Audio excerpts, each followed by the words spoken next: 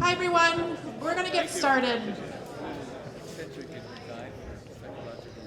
Good evening and welcome to the Ward 2 City Hall Community Meeting. My name is Victoria McGregor and I am the meeting coordinator. Thank you for taking the time out of your busy schedule to be here with us tonight. For those attending for the first time, the City Hall Community Meetings are meant to be a gateway meeting. They're an opportunity to meet and speak with your neighbors, the mayor, city staff, who all will be touching on various topics as they provide high-level updates related to their ongoing work. After each presentation, we'll take an initial question or two. We do have a very packed agenda tonight for you. Following all presentations, we'll open up to a general Q&A segment. And if you haven't grabbed a copy already, there are copies of tonight's slides available at this table to my right. If you're looking for a bathroom, they're down the hallway on the right. And I believe the women's room is left out of the cafeteria. Before we begin, I did want to invite Ward 2 Councillor J.T. Scott up to say a quick hello.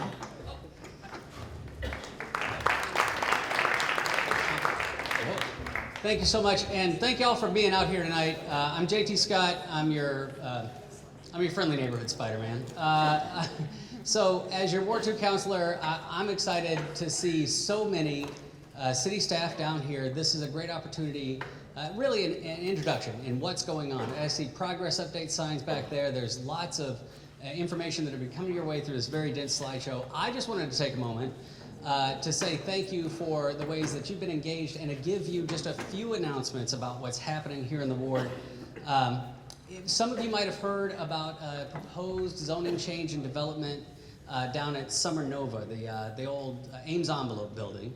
Well, there's going to be a community conversation about that proposal this Saturday at 2 o'clock at the little CrossFit gym right behind Dunkin' Donuts. On Monday at 10:30, this is an exciting celebration. At 2:30, we're going to be at the brand new park that's opening up on Lake Street for the ribbon cutting. I'm sure the mayor is going to be there. Absolutely. And that park only exists because of neighbors like you who came to neighborhood meetings, who worked with the developer, worked with city staff, and fought to get a building that actually works better for the neighborhood. All the construction we live around down here is very hard to deal with, but it's more bearable, it's more livable when we know that the end result is something that actually brings benefit to the people who live here right now and the people who are going to be here in the future. So that's a park celebration on Monday at 2:30. And then I want to just once again shout out the Union Square Neighborhood Council. If you want to find out more, not just about citywide initiatives that you're going to hear tonight, but about stuff that is happening in your neighborhood, ways that you can get personally involved in making sure that Somerville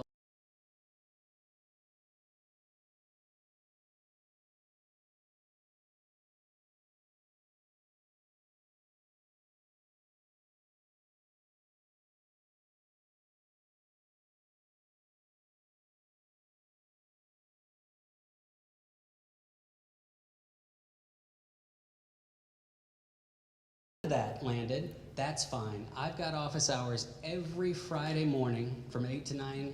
I live in that little purple house right next to Juliet. Come on down and say hi.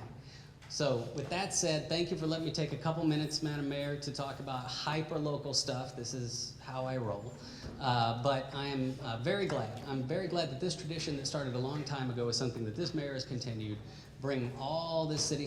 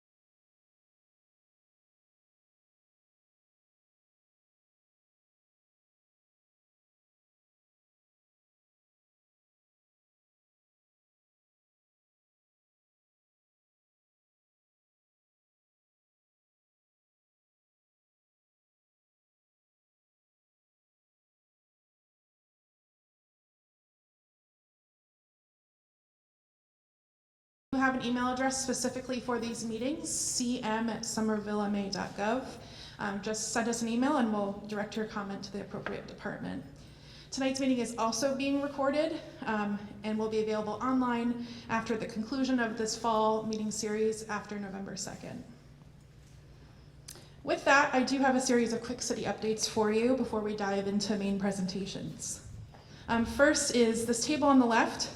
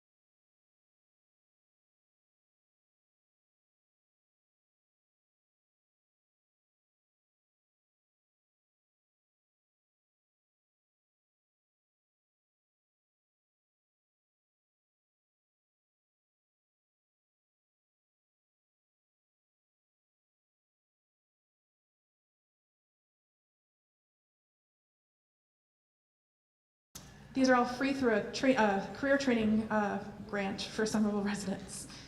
You can follow the QR code if you're interested in any of those specific programs.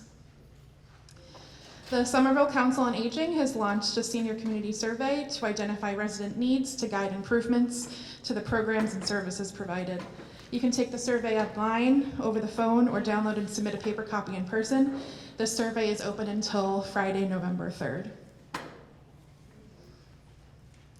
As winter approaches, our Public Works Department has provided a breakdown of snow removal responsibilities. A reminder that property owners are responsible for snow removal on sidewalks and curb ramps adjacent to their property. Somerville's Historic Preservation Commission hosts weekly docent tours through October, so there's a few left if you haven't gone already. All dates and times can be found on the city calendar. The docent program is also seeking volunteers. If you're interested, you can email Brandon at bwilson@somervillema.gov. Somerville's Health and Human Services is hosting several flu vaccine clinics in October and November. You can register for any of those at somervillema.gov/vaccines. A quick update on housing. The last 2 years have been active in terms of affordable housing production. This slide provides basic information on housing units created in the last 2 years. If you're interested in getting on this housing division's listserv for new housing opportunities, you can sign up by going to the city's website and searching inclusionary housing on the website. These next two slides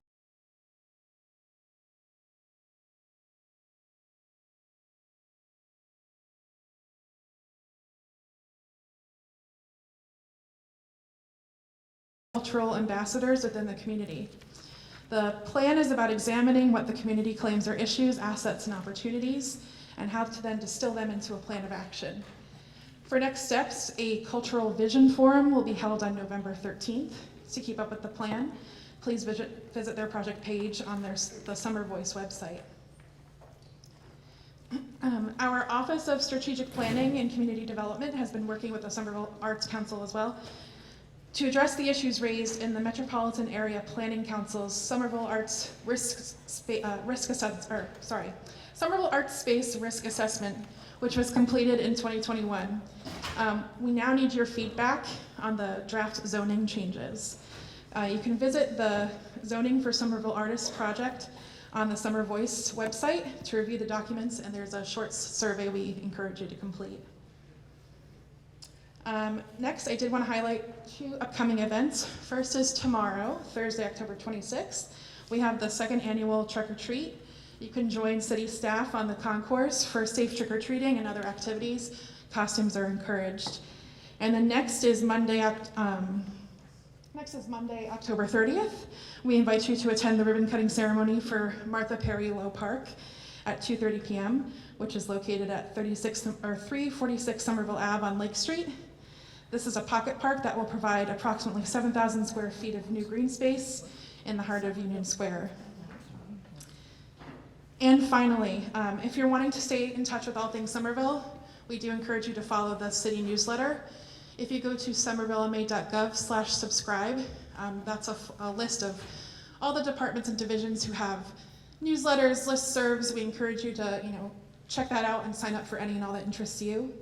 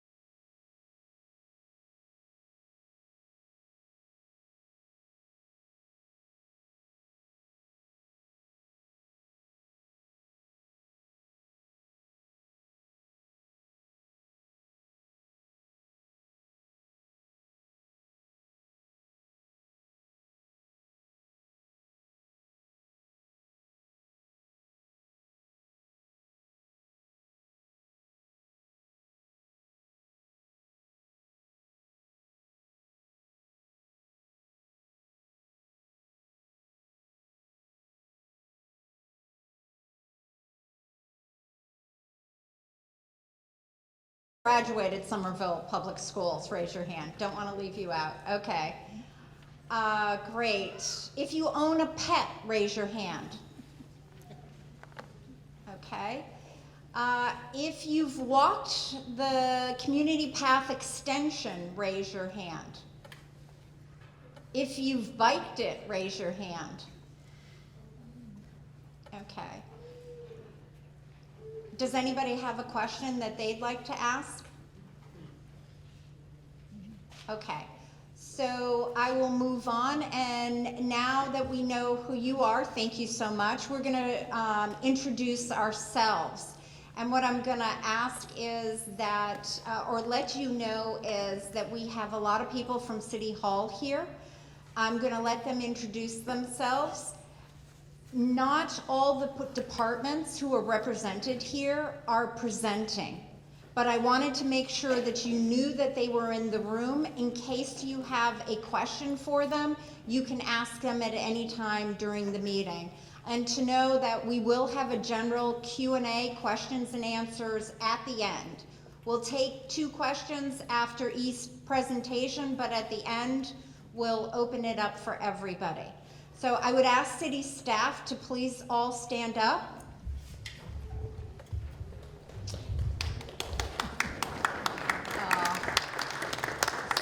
What a warm welcome you all get. Yes, so we'll start here, Jill, and if we can just go around the room here.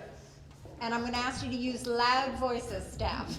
I'm Jill Lathan. I'm the Commissioner of DPW for this incredible, awesome, wonderful city.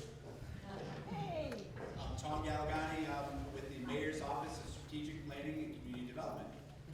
Denise Molina Capers. I'm the Director of the Department of Racial and Social Justice, also part of the Mayor's Executive Administration. Carlos Sanchez, Somerville Public Library. Naomi Gross, Office of Sustainability and Environment. I'm William Blackmer with the Office of Strategic Planning and Community Development. John Browningcamp. I'm with Public Space and Urban Forestry. Hi, I'm Ashley Spiliotis. I'm the Director of the Council on Aging. Hello, everyone. I'm Nick Salerno, the Elections Commissioner. Charlie Breen, Fire Chief. Charlie Femino, Police Chief. Good evening, Ward 2, Ed Hardy, Office of Constituent Services. Jonathan Smith, Deputy Director of Engineering Projects. Colin Ziegler, environmental with all people. Inspectional Services Department. I'm here to talk about roads tonight. Jesse Lewis, Construction Liaison, Infrastructure Asset Management Department. You may remember me from such projects as Beacon Street and Eagle Ave. Hi everybody, my name is Brad Rawson. I serve the city as Director of Mobility. Ted Fields, I'm with OSPCD and Economic Development. Hello all, I am Sarah Lewis. I'm also in OSPCD. I am the Director of Planning, Preservation, and Zoning. Hi everyone, Andrew Graminsky, Planning, Preservation, and Zoning. Hi everyone, I'm Blair Wong. I'm the Project Specialist for the Digital Bridge Initiative. Hi, I'm Karen Carroll, Director of Health and Human Services for the city. Hi, my name is Lee Skishbe. I'm the Strategic Planning and Equity Manager for OSPCD. Thank you, staff.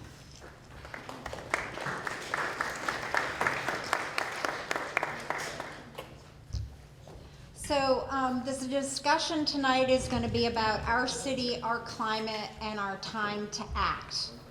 Climate change is a local issue with local impacts, and we have local solutions. We all lead full lives, and I acknowledge that climate change may not be what every family is talking about at the dinner table. That's why I'm so glad you're with me here tonight. We're going to talk about how the city is working to address the impacts of climate change that affect the daily lives of Somerville residents, businesses, and property owners. To start, I have two more questions for you. Please raise your hand if you're familiar with climate change. Now, please raise your hand if you're concerned about how climate change is impacting or will impact our community. Thank you. I'll share that I would have raised my hand for both those questions. As a mother of two daughters, I'm very worried about what kind of planet we will be leaving behind for our children.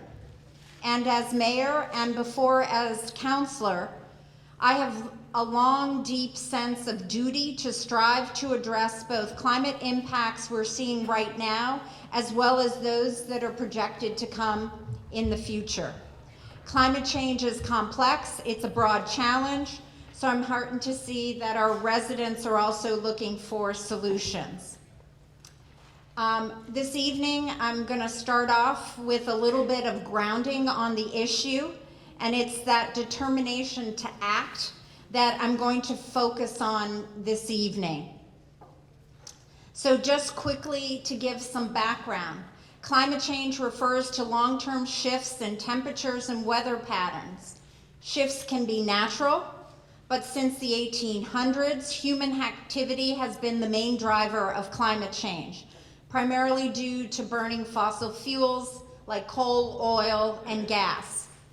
So the burning fossil fuels generate greenhouse gas emissions, and those greenhouse gases act like a blanket that wrap around the earth, trapping the sun's heat and raising temperatures. So what are the results? Warmer temperatures, or what happens is warmer temperatures contribute to extreme weather. And the important thing to know is that we can still limit the impacts of climate change if we act now. We are already seeing climate impacts around the world and at home.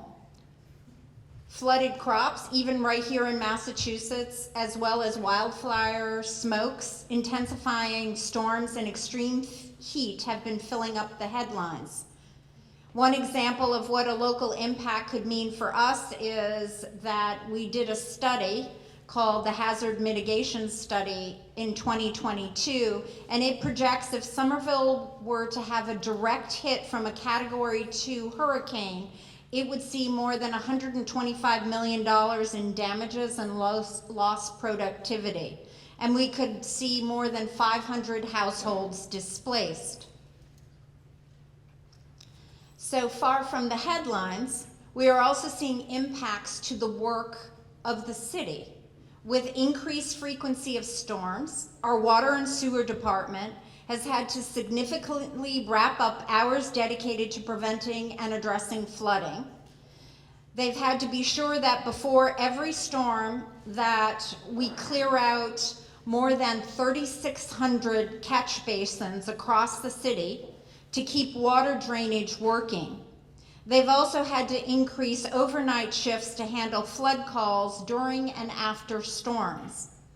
Our inspectional services department is now responding to more hazard floods, including basement level apartments, more mold issues leading to air quality issues, more freezing pipes that can do thousands of dollars worth of damage, increased rodent activity exacerbated by warmer winters, and monitoring for additional stress on building materials from temperature swings. Now, over in our Department of Public Works, after decades, we've had to change the dress code to address the extreme heat and cold for our outdoor crews. They now wear shorts when it's safe to do so. Hello, everyone. It's so nice to see you. Thank you so much for coming. I'm going to ask a couple of questions in the beginning just to get a sense of who's in the room, and you get to see who your neighbors are. If this is your first community meeting, would you raise your hand? Welcome. Thank you for coming. Whew. If you've lived in Somerville less than a year, raise your hand. Okay, welcome. Woo. And our newest neighbor, our youngest neighbor. If you've lived in Somerville 2 years or under, raise your hand. Okay, 5 years and under.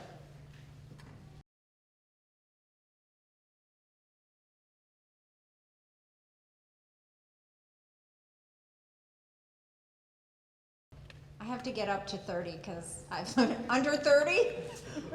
Okay, over 30. All right.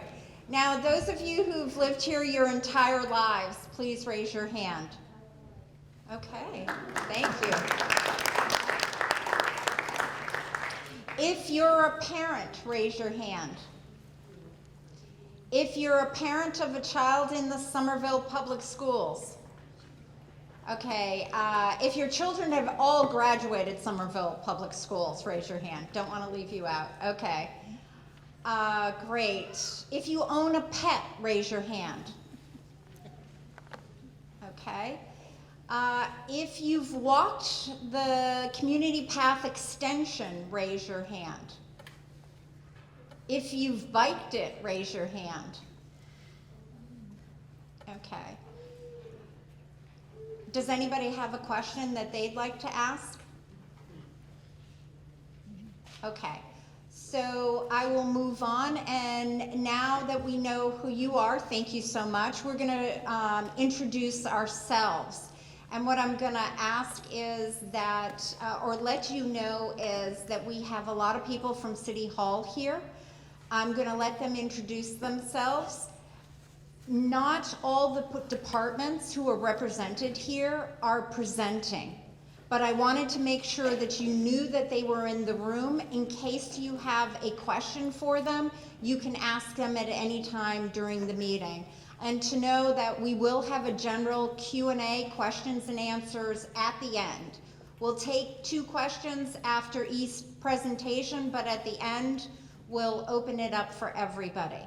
So I would ask city staff to please all stand up.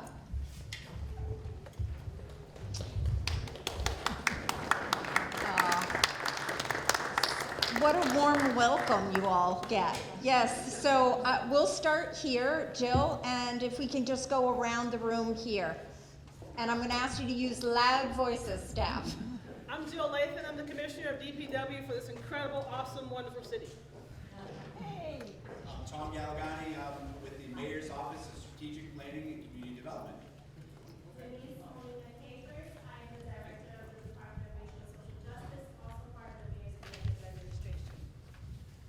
Carlos Sanchez, Somerville Public Library.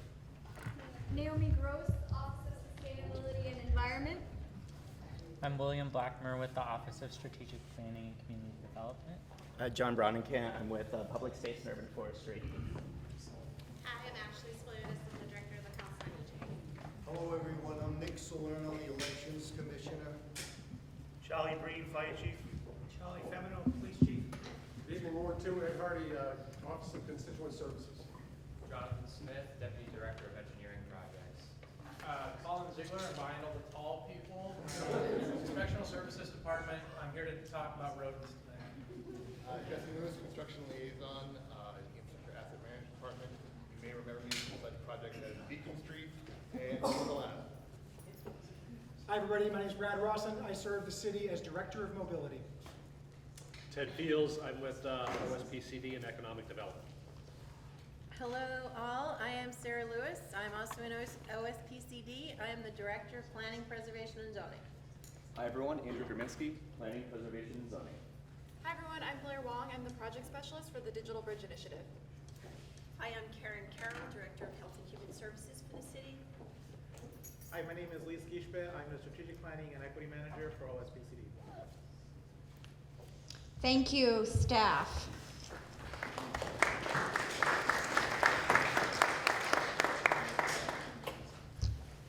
So this discussion tonight is going to be about our city, our climate, and our time to act. Climate change is a local issue with local impacts, and we have local solutions. We all lead full lives, and I acknowledge that climate change may not be what every family is talking about at the dinner table. That's why I'm so glad you're with me here tonight. We're going to talk about how the city is working to address the impacts of climate change that affect the daily lives of Somerville residents, businesses, and property owners. To start, I have two more questions for you. Please raise your hand if you're familiar with climate change. Now, please raise your hand if you're concerned about how climate change is impacting or will impact our community. Thank you. I'll share that I would have raised my hand for both those questions. As a mother of two daughters, I'm very worried about what kind of planet we will be leaving behind for our children. And as mayor and before as counselor, I have a long, deep sense of duty to strive to address both climate impacts we're seeing right now, as well as those that are projected to come in the future. Climate change is complex, it's a broad challenge, so I'm heartened to see that our residents are also looking for solutions. This evening, I'm going to start off with a little bit of grounding on the issue, and it's that determination to act that I'm going to focus on this evening. So just quickly to give some background, climate change refers to long-term shifts in temperatures and weather patterns. Shifts can be natural, but since the 1800s, human activity has been the main driver of climate change, primarily due to burning fossil fuels like coal, oil, and gas. So the burning fossil fuels generate greenhouse gas emissions, and those greenhouse gases act like a blanket that wrap around the earth, trapping the sun's heat and raising temperatures. So what are the results? Warmer temperatures, or what happens is warmer temperatures contribute to extreme weather. And the important thing to know is that we can still limit the impacts of climate change if we act now. We are already seeing climate impacts around the world and at home.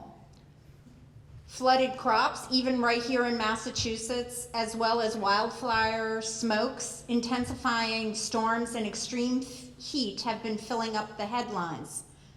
One example of what a local impact could mean for us is that we did a study called the Hazard Mitigation Study in 2022, and it projects if Somerville were to have a direct hit from a Category 2 hurricane, it would see more than $125 million in damages and lost productivity.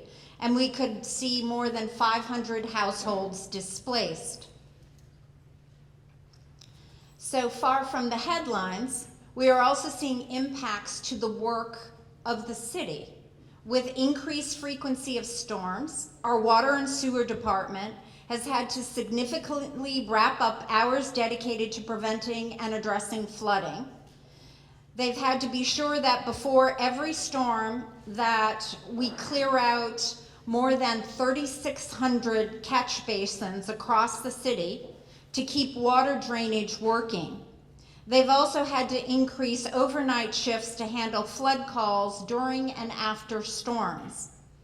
Our inspectional services department is now responding to more hazard floods, including basement level apartments, more mold issues leading to air quality issues, more freezing pipes that can do thousands of dollars worth of damage, increased rodent activity exacerbated by warmer winters, and monitoring for additional stress on building materials from temperature swings. Now, over in our Department of Public Works, after decades, we've had to change the dress code to address the extreme heat and cold for our outdoor crews. They now wear shorts when it's safe to do so, are supplied with quality clothing for winter, wicking shirts and cooling towels in the summer, and when needed, we alter the timing of work assignments. They are monitoring for and addressing more extreme weather-induced failures like cracked windows, flooding, and storm-damaged trees. Likewise, now our communication department and outreach staff had to increase messaging on preparedness and warnings for a range of issues triggered by extreme heat, cold, storms, and more. As an administration, we've been monitoring those impacts, dedicating funding and staffing where needed to meet these new demands. We've created new positions for rodent control, inspectional services, DPW, and emergency communications as a result. Again, this is just a sampling, and there are impacts across operations citywide. In short, we're not just sitting back and waiting for climate impacts to surprise us. So let's zoom into what we're doing in the bigger picture about climate change. In addition to our Climate Forward plan,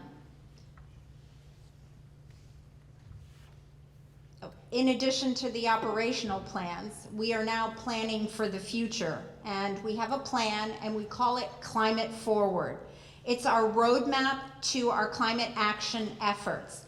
And it has three key areas. Reduce Somerville's contribution to climate change, prepare Somerville, and it centers equity within all its effort, which means that we are always striving to fairly distribute opportunities created by climate action, such as new jobs or energy saving programs or educational outreach. So as we're guided by these three key principles of action, we're focused on 5 areas. 1, buildings. 2, transportation and mobility. 3, environment. 4, community. And 5, leadership. So what does our work look like? We've been measuring our carbon emissions, for one thing. Approximately 2/3 of Somerville's greenhouse gas emissions come from buildings, 1/3 from transportation, and 4% comes from waste. To reach our goals of being carbon net negative by 2050, we are striving to eliminate nearly all our emissions. That's a tall order, but we have a path. To start, we're reducing building emissions in a number of ways. In our city buildings, we've been studying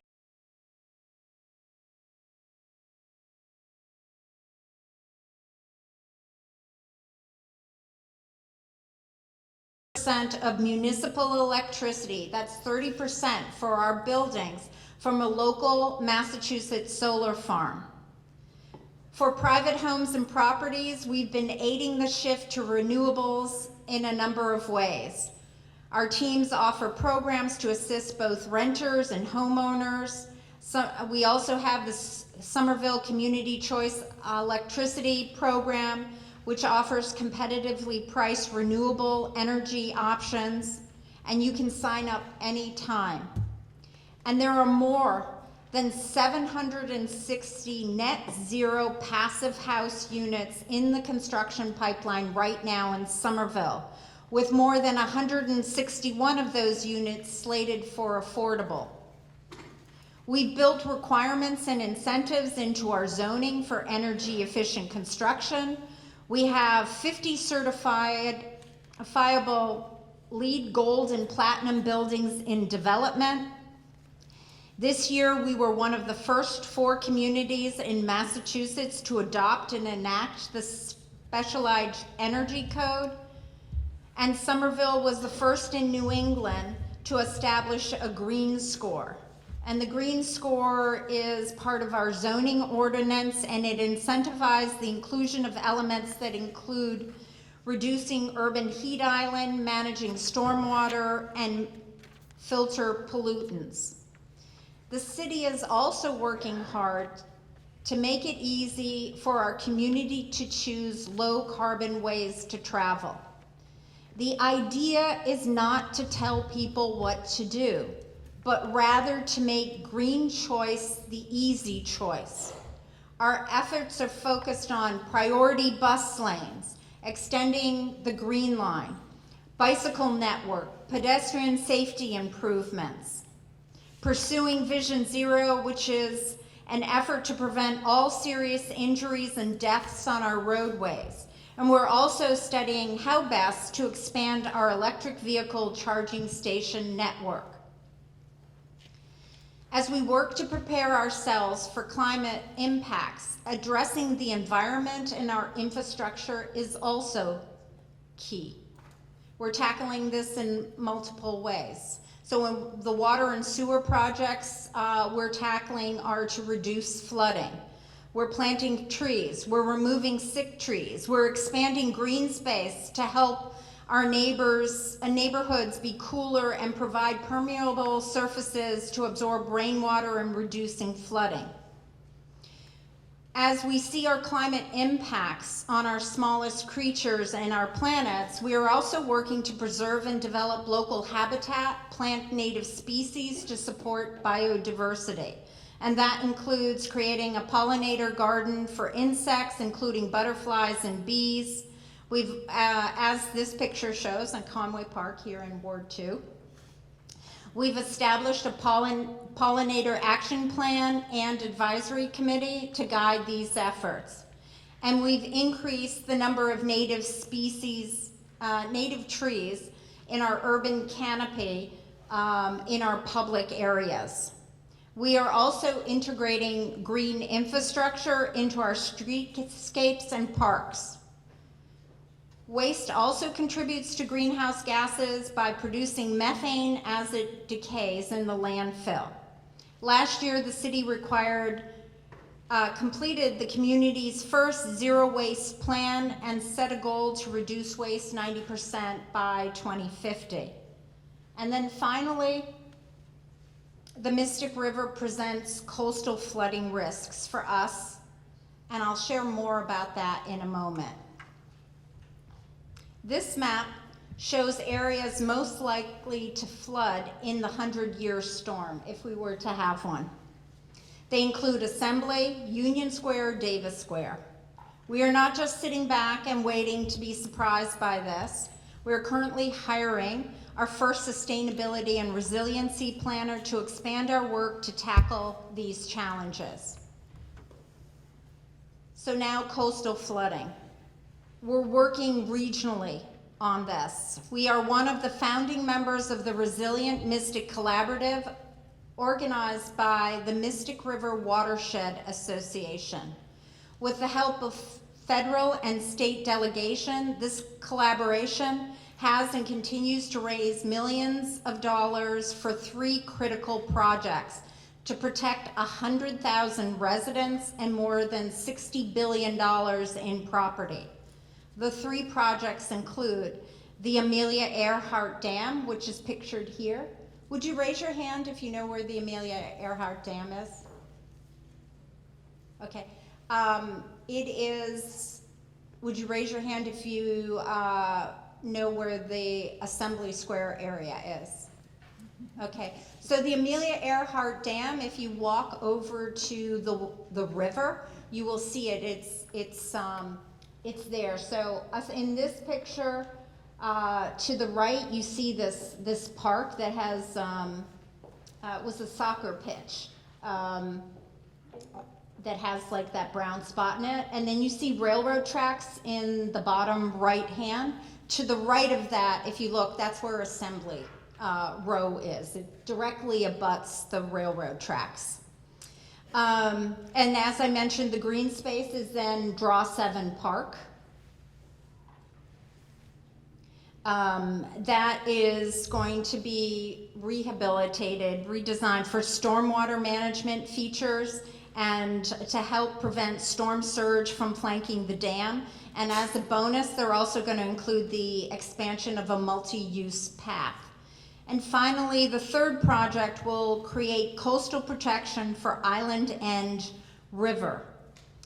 That's just east of us, and it borders between Everett and Chelsea. If you can imagine, there's actually a river that goes past where the casino is, and it's up there. Why is that important? Because this region is the area where the bulk of our produce is processed in New England area. It's called the New England Produce Center. The industrial district generates an estimated $7 billion annually in economic activity, and it's already floods during coastal storms and king tides. More than 15,000 low-income residents live within this area. This project will help protect more homes and this vital food center from coastal storms and sea level rise.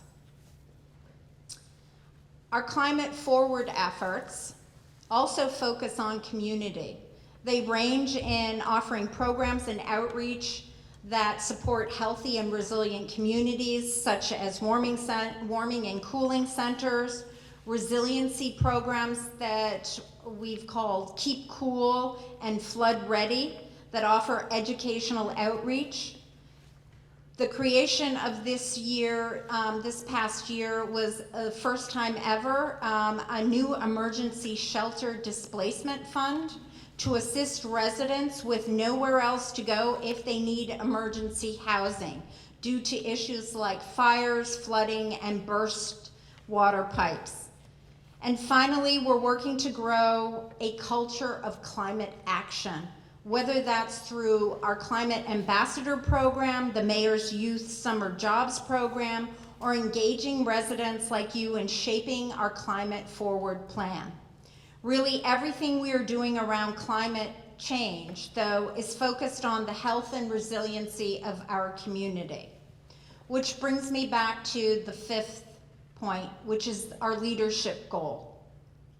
We are focused on three main areas of leadership. First, city government leading by example.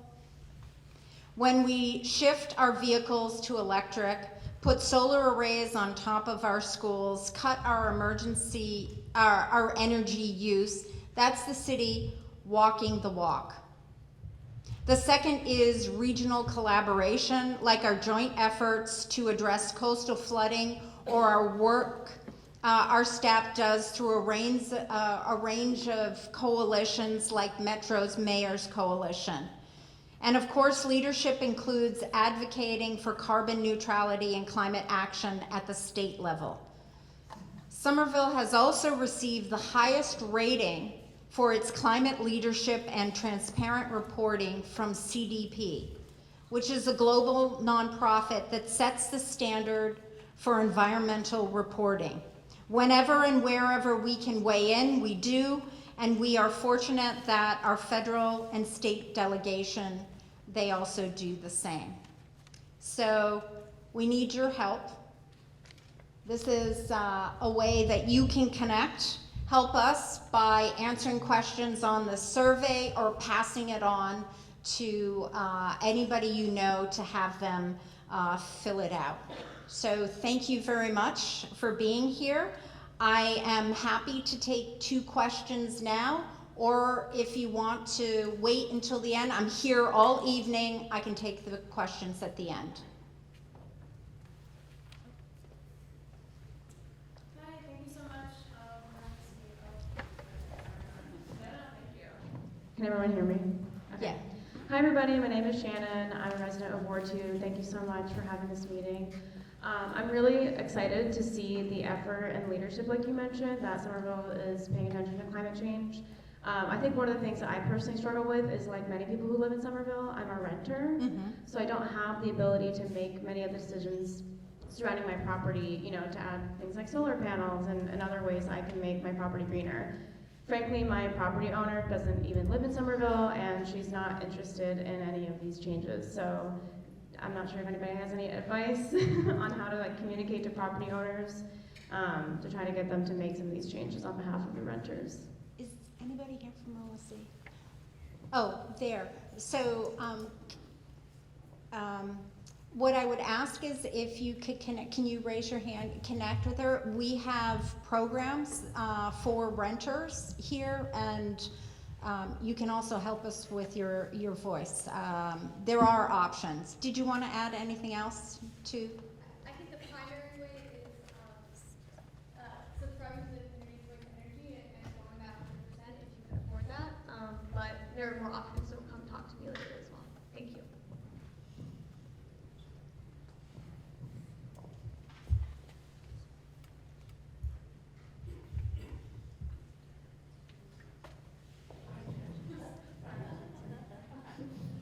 Hi, so the New York Times this Sunday had a big article about Singapore and what they're doing for climate change. And a lot of things that they actually talk about are like having large buildings not be barriers to wind. And I just wondered if you, like, if some of the things, especially like since I'm in a transitional area, and to me, it's like when I, you know, with the development of 200 McGrath and all the meetings, the building was a monolith that sits on a huge block. Like, I don't actually see that in the transformational areas that there's really much dialogue about not having heat islands. But it was interesting to read about all the other things that they could do. It's like the way buildings can either block the air, which actually causes heat trap, or that they can actually channel air into districts. And I just wondered how much of that type of language is being discussed in Somerville. Thanks. That's a great question. I don't know the answer to that. Do you? Okay, Sarah. I wasn't sure if yeah, come on up.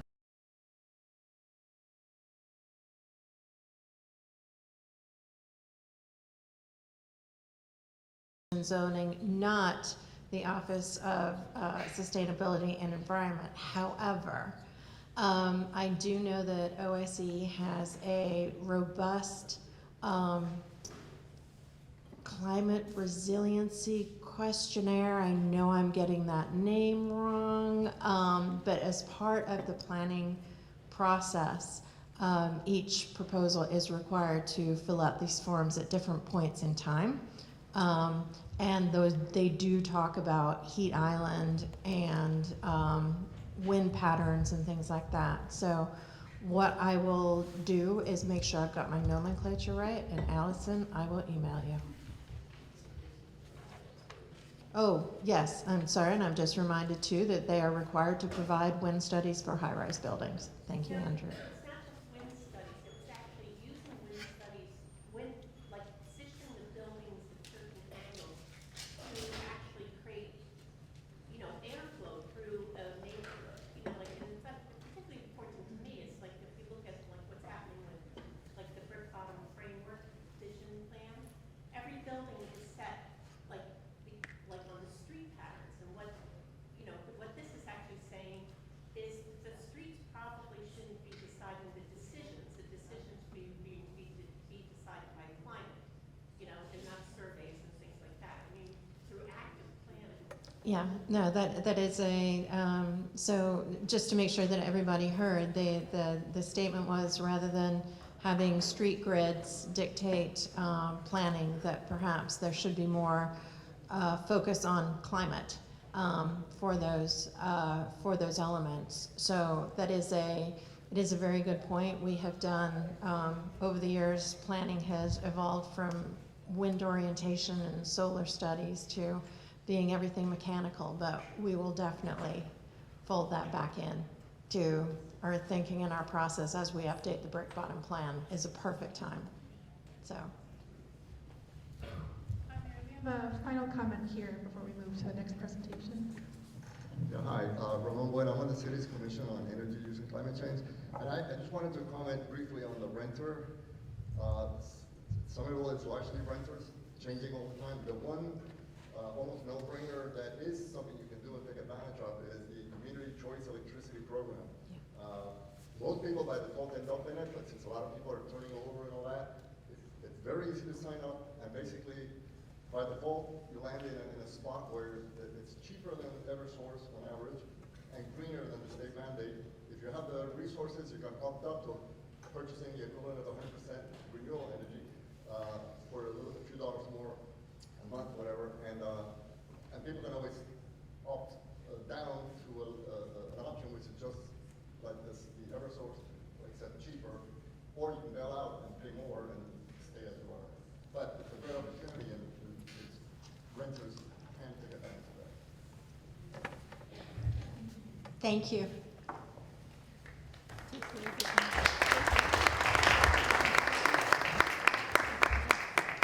Next up, we have Jonathan with an engineering update.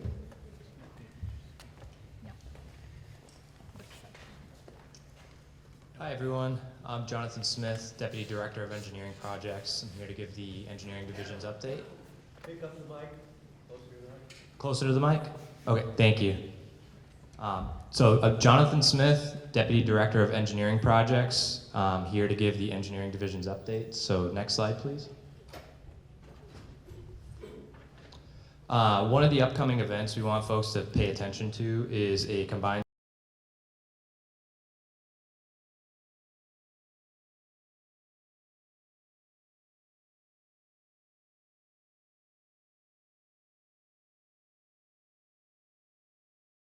enterprise dollars on projects, and it can impact rates. It's at the end of the day, it's also going to impact how we mitigate CSOs, which is incredibly important for the environment. The next piece here is the Adopt a Drain program. So we have some stormwater staff in our division who are specifically working with some of the regional groups, Mystic River Watershed Association primarily, and they had a template program for us to participate in. It's a fun thing. You can adopt a drain in your neighborhood, you can name the drain, and that's been quite fun for the division to see some of that. So I'm gonna give you two of the best names that I've seen so far, Drain Gretzky and Hey Macadraina. So those are two winners, and I urge you to outcompete those. Next slide, please. Okay, so the other piece we wanted to touch on is that we are in the middle of an ADA transition plan. The engineering division is bringing this up primarily because of the streetscapes and how we participate in those upgrades. We want folks to add their voice to the choir around these issues and make sure that we're paying attention to the right areas. Other than that, in general, construction is a big deal for everyone. This ward has dealt with a lot of it. You can see updates generally at the URL you see here. I'm gonna actually get into some more construction-focused updates after this, so next slide, it will transition quite nicely. So I'm going to provide an update on the Poplar Street Pump Station. This has been an incredibly huge project for the city to undertake. We are midstream in construction with the first phase of infrastructure improvements. That is an aerial from October 2023. That circular form that you see in the middle of that image is actually the support of excavation. And if you could imagine, that will be a 40-foot deep excavation that a cast-in-place tank will then be installed in. So that will store a tremendous amount of stormwater every time we have a major storm event. After that, we are going to be installing a pump house adjacent to that, which will house the equipment that will actually allow us to pump that water to the MBTA's drainage through an agreement that we have with them. which will ultimately allow us to move stormwater to the Millers River the Millers River outfall, and ultimately the Charles River, water that only ends up at Deer Island right now. So it's a transformative project. Upcoming is force main construction. You can actually see, could you go back a slide just for a second? So in the adjacent area, you can see these black forms kind of vertically next to that circle. That is actually the force main pipe that's delivered to site. Okay, next slide, please. We will be installing that soon. So October 30th, the right-of-way work will begin on Linwood. This will require a street closure. So the area demarcated in red will be closed through traffic. It will be a significant excavation, one approximately 20 feet deep. So keeping people clear of that zone is a safety issue as well. The general idea here is that folks that need to get into the neighborhood are going to use Somerville Ave Extension, Joy Street, or Poplar Street. And if someone is coming up Linwood, they're gonna have to decide what their best route is, either to McGrath or Joy Street. And that will take the remainder of November and December. We will then be transitioning the construction over to the Poplar corridor, adjacent to the 71 Linwood building. That will be a duration approximately from late December through February. At that point, we will be working on the area that connects into the MBTA drainage, and it should not be a right-of-way impact. Okay, next slide. So we want to make sure that folks are being heard. So Jesse and I at the last ward meeting heard a lot of agita about construction. We've taken that to heart. We got some complaints about noise, dust, construction equipment, and we applied all that feedback to our contractor at the fullest extent we can. So far, so good, according to the lack of complaints we've gotten and my own version of seeing the site and making sure that things are tidy. Things have been in good shape. That is a different ballgame when people are constructing in the rights of way. So if folks in Brick Bottom do notice anything, I would definitely like to hear about it. I'm at the site at least once a week, if not more. We have full resident engineer coverage of this job, so we should be on track here. But if anything ever happens that doesn't look right, please let us know. And with that, I'm gonna hand it over to Brad Rawson. Oh wait, 2 questions and then hand it over. Any questions for Jonathan? So I understand that the construction team wants to work on Saturdays as well? Yes, that has been proposed to the city. This has been an incredibly difficult site to construct in. Back on the image of the aerial, you can actually see that the incinerator facility had some really deep foundations that we did not know until we encountered them. That has impacted schedule. There's another issue where turning around the soils, because this was a hazardous waste site, it continues to be a hazardous waste site, but we're mitigating that by removing soils. That turnaround time to get it to the right destination facility actually requires quite a lot of coordination and time. So that Saturday proposal is in reaction to that. And I know that we have talked to Councilor Scott through our directors, and he has checked with residents. So I know this is a conversation that's ongoing and it isn't a yes, but it's something that we're interested in seeing if it can work for everyone. Yeah, it's just that whatever the type of construction is going to be there, because it hasn't been impactful in terms of noise transfer for Brick Bottom. You know, it's just, we've had 3 years of constant noise. Yeah, I'm happy to speak deeper about that after. I'll be here to the end as well, just to allow time for another question, but happy to answer that more in depth.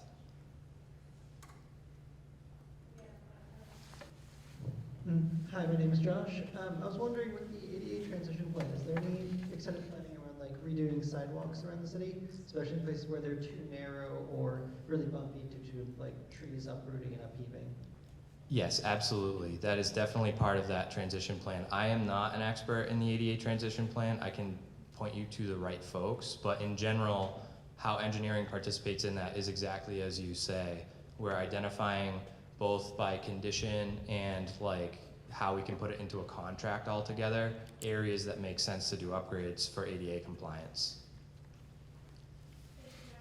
Thank you.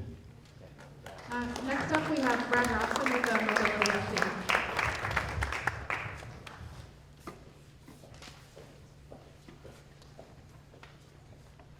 Good evening, everybody. How's the volume in different parts of the room?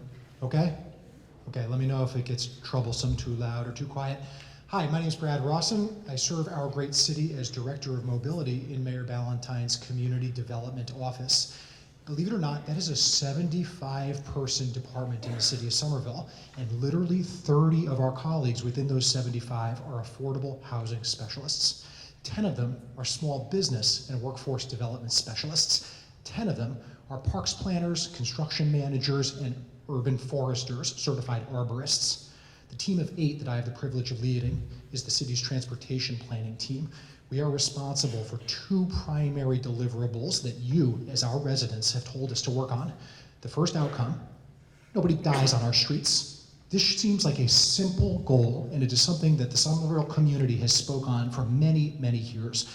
So all of the work that we do is trying to plan for a safe streetscape that is accessible to all users, no matter how you get around. Anytime that you see pedestrian, bicycle, or ADA treatments in the city of Somerville, it is likely that our team has been working to build consensus among residents and then to do design, engineering, financing, construction, and management of those streetscapes.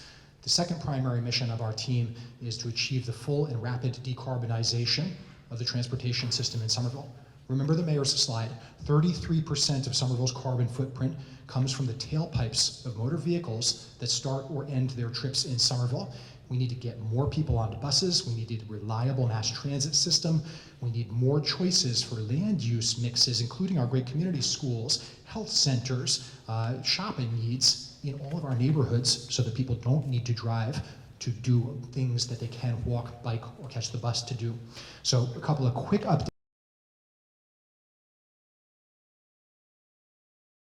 that are close to home, and I'll answer a couple of questions afterwards. The first one is to make sure that folks know that our signature safety and accessibility streetscape project, starting construction next year, is right here in Ward 2. It's on Western Washington Street between the Cambridge City line, just past Beacon Street at Line Street, running all the way eastbound to Webster Ave and to Union Square. We have had a great community process over multiple years building consensus on the future of the streetscape. So picture this, raised crosswalks at all the side streets, which control the speed of turning vehicles and make pedestrians more visible. It also provides a better mobility solution for people using mobility assistance devices, whether strollers, wheelchairs, walkers, or canes. Picture this, 2 directions of safe, protected bike facilities, making sure that the hundreds and hundreds of kiddos coming to this school, many of whom and their parents and guardians are riding bikes, have a safe and seamless experience to get here, but then also for all the other folks in the neighborhood. Picture this, raised crosswalks at Perry Park and Hawkins Street across the main line of Washington Street. Transit signal priority to speed the 86 bus through the neighborhood and get people where they need to go on time. This is all the outcome of great community participation and a great staff team that have been working on this for a couple of years, and we're so excited to get shovels in the ground next year. As you'll note on this slide, these projects typically take 2 years to build, and as Jonathan noted and the mayor noted, you all have lived through so much construction in these neighborhoods. We do not take that for granted, and we work really, really hard to make sure that construction impacts are manageable and predictable every day when we're building sidewalks and streets like this. The first thing that the contractor will typically do is rebuild the sidewalks. Then they'll get around to the traffic calming elements, repaving the street and restriping it. So hang in there, folks. Washington Street is about to get safer and more sustainable. There'll be new tree plantings, green stormwater infrastructure. It's gonna be awesome. And there's a couple of links there for sign-ups if you don't get our construction newsletters. I probably should ask for a show of hands because Jonathan and Jesse did not. Does anybody receive our construction newsletters? Do you get construction alerts? So I want to quote Jesse from 2 nights ago. The rest of you, what are you doing? You should sign up. You should sign up. The city really takes pride in getting the word out. The worst criticism that we ever receive in this business is you telling us you didn't know something that was happening. It's not that you disagree, it's that you didn't know. Please sign up, get the intel. We have great social media presence. We have great weekly mailers, monthly mailers, and project alerts. We get CTY calls, etc. That's going to help you get there. Okay. The second close to home thing that I want to emphasize that is impacting your lives, and hopefully for the better, is that we are going to heal the wounds of the horrible McGrath Highway that never should have been built in the 1950s. 5 Somerville residents have been killed walking across state highways like McGrath and Mystic Avenue in the last 5 years, just crossing the street to get to the grocery store, crossing the street to get to the train. It's unacceptable. Multi-lane streets are dangerous streets. Fast streets are dangerous streets. Highways do not belong in cities. And fortunately, believe it or not, Mass DOT is not a distant state bureaucracy. They are accountable to us. They take our phone calls. They listen to you as residents. And for years, the Somerville residents have spoken with one voice, saying we want safe, small, slow, urban boulevards in our city, not suburban freeways, not concrete expanses where stormwater ponds and speeding traffic runs over our seniors. We've been working on this for a long, long time, and Mass DOT is in construction. They're about finishing it up, and it's awkward right now. There are some lane merges that cause some congestion and some spillback. We've had many legitimate questions from our residents who say, oh my gosh, traffic is terrible. Why has Mass DOT gotten rid of one of the lanes on the freeway? The answer to that is rooted in public safety. When you're a pedestrian crossing 3 lanes of high-speed traffic, it takes the average person, an able-bodied person, about 3 seconds to walk 1 foot. So all of a sudden, you're exposed at an intersection like Broadway McGrath by Foss Park here for like 60 or 90 seconds. 10 lanes of speeding traffic? Whoa, this is not safe. It's much better to have 2 slower, steadier lanes so that thousands of Somerville kiddos can get across to the East Somerville Community School, to the relocated Winter Hill at the Edgerly, or to Somerville High School in this other direction. So please know that the state is acting on our behalf and at our request. But this is a dress rehearsal. This is just like the quick and dirty version of repaving and restriping.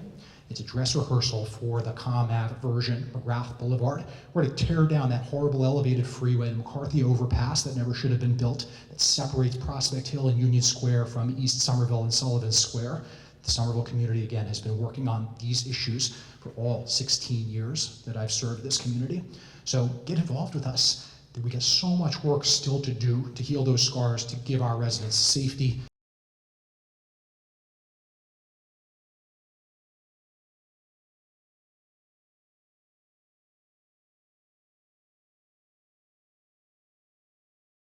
You may have noticed that we do side street traffic calming too. It's been a process improvement for us over the last few years. There's an interactive map that you can find linked here so you can see upcoming projects for raised crosswalks, speed humps, curb extensions, and such. And the last thing I want to call your attention to is a monthly newsletter that my team administers. We're really, really proud of this. Over the last couple of years, we've really built up our communications capacity, and part of that is a monthly newsletter. Believe it or not, we achieve like a 60% opening rate. And if anybody's a communications or marketing professional, you know that 60% open rates on a mass mailer is sky high. The reason that we get that is because we're providing timely information, pushing our residents towards community meetings, towards surveys, so they can actually feel that their click, their read, their time, their volunteerism is connected to changing the community for the better.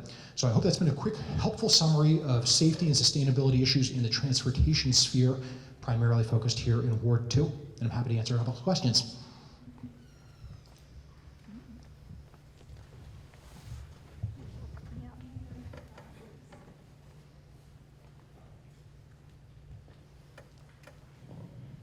Hi, my name is Victoria. So I actually spoke about this, I think, with one of your staff members that was out on Washington Street presenting this.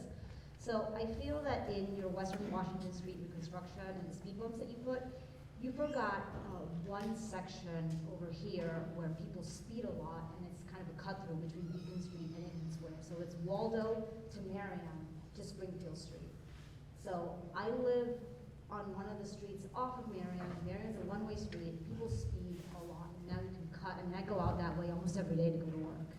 And so on your plan, there's no raised sidewalk, no raised crosswalks or speed bumps. So I point out on the map. Tori, thank you. I've gotten that note. I will look forward to following up with the staff that you spoke with. And please know that just because something's not on the map today doesn't mean that it won't be added. So Waldo, Marion, Springfield, I've got that link. We will look at it. And if there's an opportunity to add speed bumps, we will do so. Thank you so much. Hi, Brad. This is Mike Katz. I was wondering what's going on with one of the linchpins of Union Square traffic, the bridge on Webster Street, which is owned by the state, and therefore we don't control, but it will affect us. What's happening there? Mike, thanks for the question. So the question was about the Webster Avenue Bridge, just towards Cambridge from Prospect Hill Charter Academy. Everybody knows this, we all deal with it. And just like so much infrastructure across America, that bridge is in need of replacement. We allowed these assets to deteriorate. The state's on it, fortunately. They've been monitoring it, and they've been planning to replace it, Mike.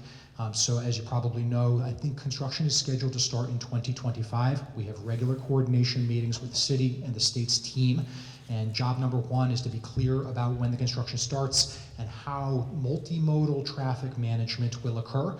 We have buses, we have an active school, we have thousands and thousands of residents walking, biking, driving in this neighborhood. So the state will be obligated to produce a traffic management plan that makes sense to all of us, to our first responders, to our local elected officials and staff.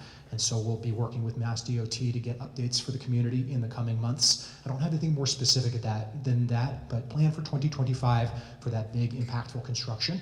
But please also know that when our state agency partners propose stuff like that, we always propose that they do more than just replace the old asset. We expect our streets to be green, to be pedestrian and bicycle and bus oriented. And so if that means wider sidewalks, for example, traffic calming, squaring up that goofy intersection of Little Newton and Big Newton, those are the kinds of things that we push the state to include in our project. So stay tuned and stay involved. Thanks, everybody.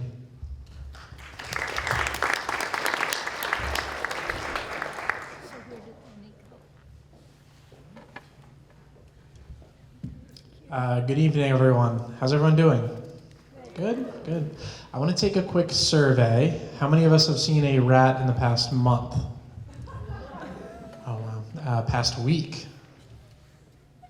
Today? Oh, unacceptable. Hi, everyone. My name is Colin Ziegler. I'm the Environmental Health Manager for the city.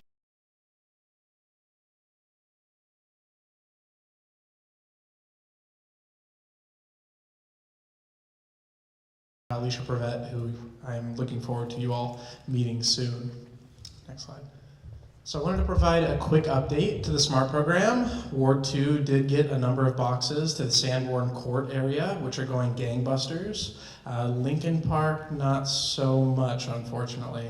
But again, this follows the trend of SMART boxes not necessarily being applicable as a treatment to green space. Rather, we should focus on things like replacing those garbage cans that were open right out here. I was here last spring with Councilor Scott.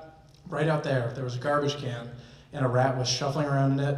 We opened it up, kicked it over, and a massive chonky rat, and that is the scientific term, sprinted out of it and into the darkness. And I had worked with DPW, and we got a number of these big bellies replaced throughout the area. And we've generally seen a reduction in activity and reporting in this area. So that's just one of the things that the SMART boxes were helping inform, and broadly what we're trying to do throughout the city. I also wanted to highlight the IPM. So the city has been operating under an integrated pest management plan since 2019. The 2019 version did an excellent job in formatting a rodent control program in a municipal approach. But now we are ready, now that we have the building blocks in place, to expand it, to increase the number of policies, procedures, and programs that we offer to you all, as well as how we structure staff and departments and their responsibility in ensuring that there's rodent control taken into account. And we do this at a residential level, we do this at a commercial level, and then also from a public properties perspective through the scopes of education, enforcement, and then abatement. So it's really the gold standard, and the city, Somerville is one of the few cities in the United States that does this. Usually IPMs are implemented on a smaller scale. We're going for a whole city and collective approach to this. Another awesome update is that we got a lot of feedback from previous community meetings and phone calls and emails that our website is awesome. Unfortunately, it's too chock full of awesome information, so we wanted to reduce that down into something that's extremely digestible, that we can give to our residents, that they can share with their neighbors, and that will ultimately help to the reduction of rodent activity within residential spaces. Here we highlight on the Rodents Away website, we highlight food, water, and shelter, along with 5 steps that you can take in each one of those to help reduce activity in your neighborhood. So please, I encourage you to check this out. It's translated in 6 languages to bridge a lot of the information gaps we were recognizing. And we're looking forward to seeing you all share it and take some action in your own neighborhoods. I wanted to keep it short because I know there are a lot of questions. Ward 2 notoriously has some rodent issues. They're Cambridge rats though, so it's not our problem. We're in discussions for building walls, but engineering might not be too keen on it, unfortunately. Questions for Colin?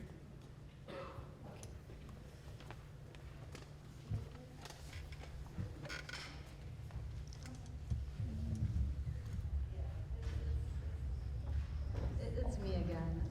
So, like property owners that rent their property, don't do upgrades such as solar panels, they also don't really do anything about rats. So what has the city been doing? Because I live on a street where most of the units are rentals, and I mean, you can go up there, there's rat holes. I mean, we see the rats during the day.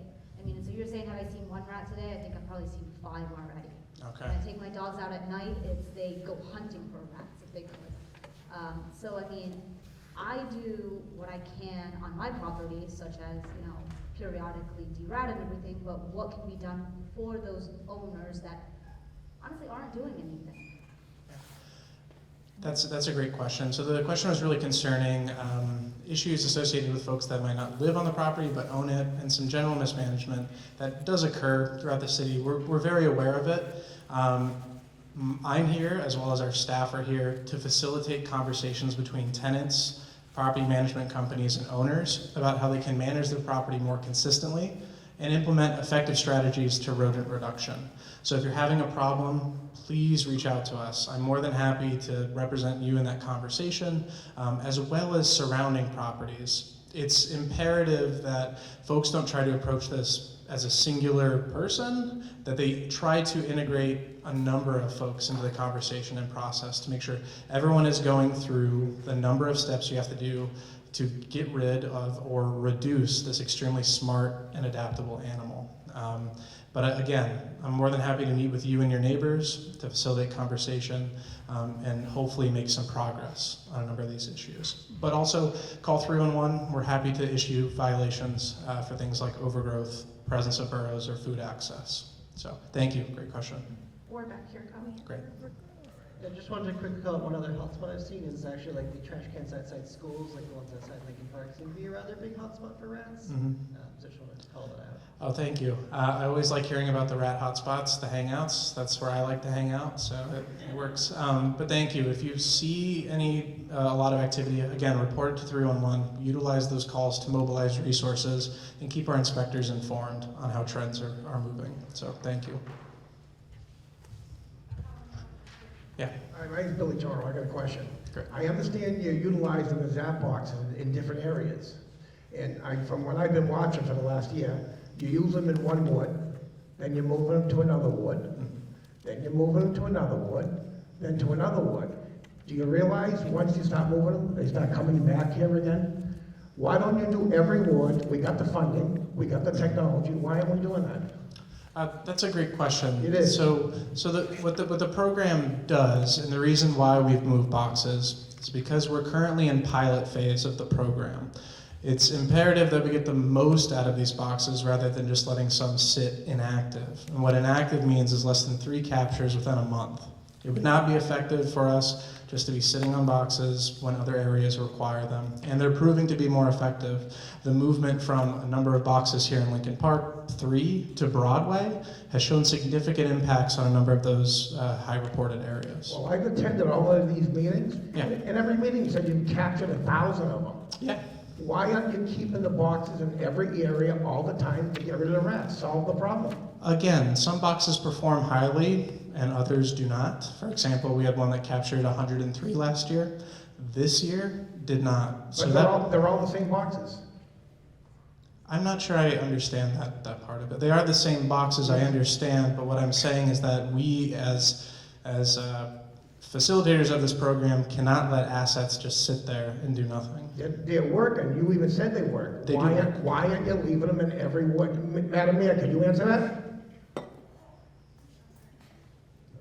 Yeah, of course. We're continuing to look at ways to expand the SMART program. We have a very supportive city council, mayor's office, as well as various departments who are looking to utilize them more broadly. Again, we are in pilot phase. We are only given a certain number of boxes under our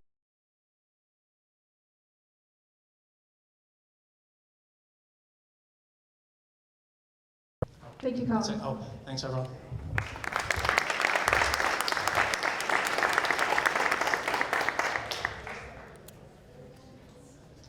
Hello, everyone. My name is John Bronigan, and I'm representing the Public Space and Urban Forestry Department. Next slide, please. So I'm just going to give you a few updates on some things happening in the area. So the first thing is the Union Square Streetscape and Plaza Plan. We're in the 25% design visioning stage.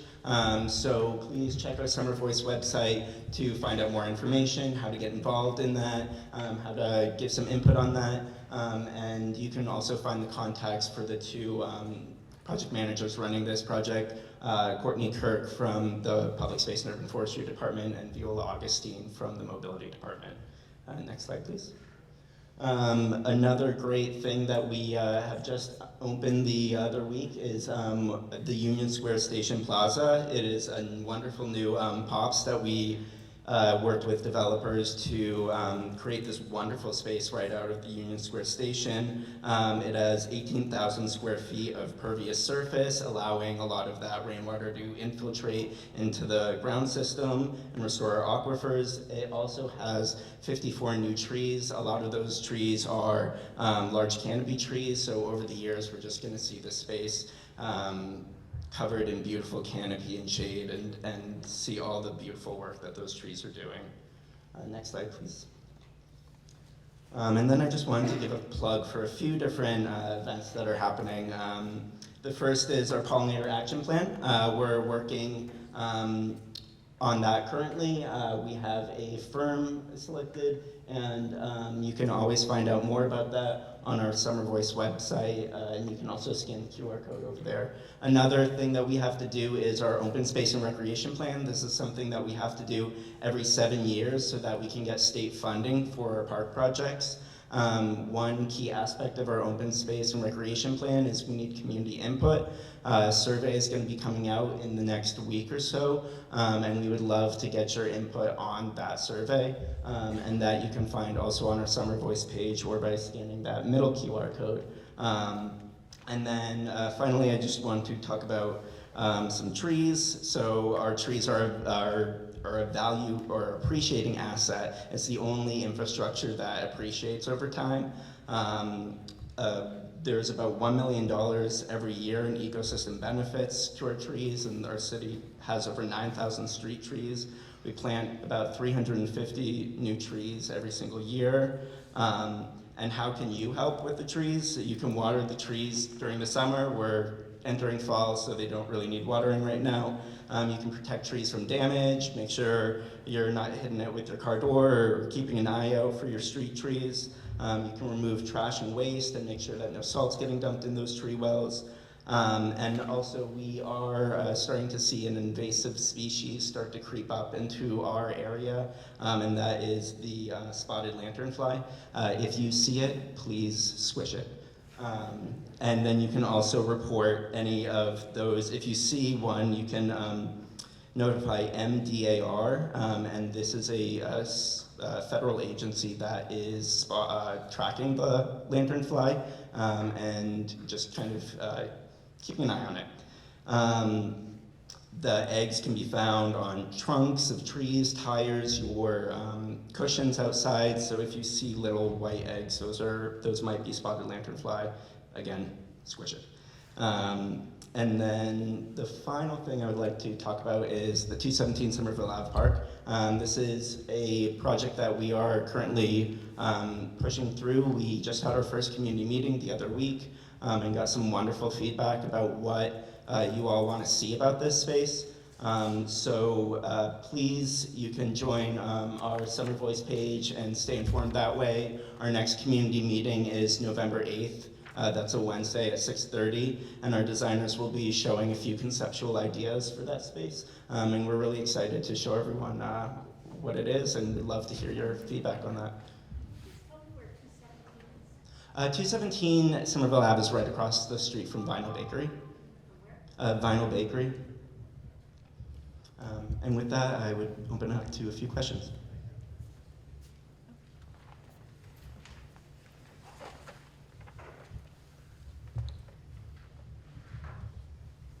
Hi, I went through your 25% plan. I'm just trying to figure out what is a 25% plan? Like, what does that mean? So our 25% plan is just saying that we're kind of in the beginning stages of it, that we're trying to really gather a lot of feedback and saying that it's not very far advanced and that there's still a lot of opportunity for community feedback. Okay. And so in terms of the closing down of Bow Street, are we gonna get information from the fire department and maybe like the police in terms of that? And is there any concepts of maybe making it available to people who live in the area, maybe, or even just like closing it down on weekends from spring to summer? Because that is kind of a problem for the people who live in the area, especially since we have a lot of elderly, and we have the Percy Manor right across the street from my house. And, you know, it seems like it would cause a lot of trouble.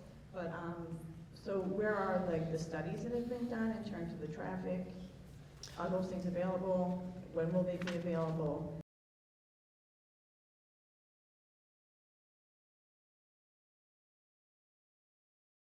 All online, thank you. They're all online. So you've done traffic studies, like what would happen if like a building was burning down on the hill and they need to get through, the fire trucks need to get through? Exactly, yes, those are And what does needed. the fire department think about this idea of closing down Bow Street and making Somerville Ave 2 ways?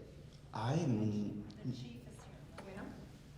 haven't seen the plans yet, and it was very preliminary. The fire department will be heavily involved in the plan. This is years away. Like this is, he's saying. I know, but we live here and we want to make sure that this decision is made very thoughtfully because, you know, it hasn't happened yet, but it could. One of these buildings goes up and we live so close to each other, the whole damn hill can go up. So we're very worried about that. We're also worried about the ability for the elderly people in our area to be able to move through the neighborhood. And so there are different ways, it's like in Europe, they allow people to close down streets, but people who live on there can have special stickers or whatever to say that they can go up and down those streets. Or I wouldn't be opposed to doing it like from spring to fall, every Sunday close. I don't know if closing it every day is really the way to go, and I know there was a lot of pushback on that because I went to many of the outdoor things, and a lot of that was done during COVID, so I want to make sure that we have even more of those so people can be more involved. So Yes, thank you very much. there's plenty of time for involvement, thank you.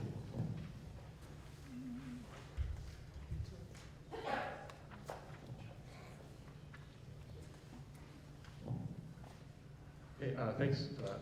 So I see the Union Square Plaza updates, looks great. But a question about that, maybe pop spaces in general, sorry if this is a still question, but like, how does Somerville handle the accountability for those spaces? So if we see an issue, or you know, as the years go on and so on, will we be coming to you and then you'd be referring to someone else, or how does this work? Yes, so we're currently working on a mechanism to have 311 work with the required maintenance crews for those. The developers are responsible to have maintenance and are responsible for keeping up on the space even if the property is sold. So those are kind of the mechanisms and contractual obligations that we hold hold them against. One final question, I'm just making my way. Of course.